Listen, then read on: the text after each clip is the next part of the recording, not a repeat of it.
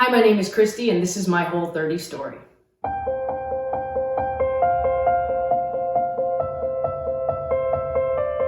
The summer of 2016 was a rough one for me. I was experiencing all kinds of symptoms that I had never had before, and I was not a person who got sick very often. All this caused me to run from doctor to doctor and end up in emergency room after emergency room trying to figure out what was wrong. One doctor thought, oh, it's allergies, take an antihistamine, take a steroid. Another doctor thought, it's anxiety, take some sleeping pills. I'm making a very long story short here because it took 7 grueling months before I got a diagnosis. That diagnosis came when a neurologist ordered an MRI and then later on followed up with a spinal tap. By January 2017, I had my answer. I was diagnosed with multiple sclerosis, MS. The first thing I'll say before I move on is that if you need answers and you are not feeling well and you are not getting answers, do not stop until you get those answers. Because for me, dealing with the unknown was the worst part of all of it, not knowing what was wrong, not knowing how to cope with it.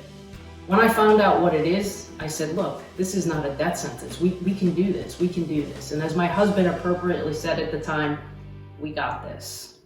I said, well, this disease is not going to beat me. It is not going to change my life. I was wrong on one of those counts. It did change my life, but not in a negative way, in a positive way. I decided right then and there to focus on the 4 things that I could control: my sleep, my attitude, my exercise, and my nutrition. I said nutrition last, but I believe it starts with food. And it did start with food for me. I believed wholeheartedly that what I put on my plate could change how I feel. I kept Googling nutrition and MS, and what I kept coming back to was the Whole30. I kept reading all these success stories about patients who weren't on their medications anymore and patients who were just living lives that were symptom-free. And it wasn't just MS, it was a bunch of other diseases. And so I said, well, I've got to do this. I'm a Gretchen Rubin upholder, and if you give me something to do, I'm going to finish it out. I was not happy at first about having to give up that iced, venti, skinny, upside-down caramel macchiato with coconut milk at Starbucks. But I figured out, yes, I can drink my coffee black. Not only did I do it for 30 days, I ended up doing it for 60 days. My family has a history of inflammation, so when Melissa said, and it starts with food, genetics loads the gun, but your environment pulls the trigger. All this inflammation that was in my body, once I did Whole30 and found out dairy, sugar were my triggers, and cut those out, I was feeling 150% better.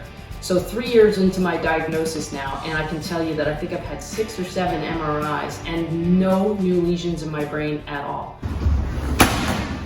I exercise at a super high level. I'm a Group X instructor for Les Mills, and I teach class all the time. I'm not easy on my body. I exercise and I lift weights, all that kind of stuff. I work with a trainer now. We do a bunch of things to help my mind and my body. And then speaking of the mind, I learned about meditation, which has been really, really awesome for me.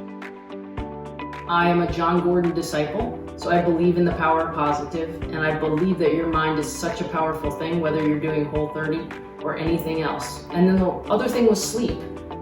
I try to get 8 hours a night, and people are like, oh, how do you do that? How do you do that? Well, I don't get 8 hours every night, but I know how many nights I can go without 8 hours before I have to say, today I need to stop what I'm doing and make sure I get my rest. Nothing else is more important. So it's good to know your body and have a kind of proprioception of your own body in life. And that's what the Whole30 sold me on, besides just the food on my plate. I wanted to change habits, understand my habits, and I wanted to know what I needed to do, not just for the next couple months, but forever going forward. And that's the knowledge that I gained, and I really believe it's been the key to my success.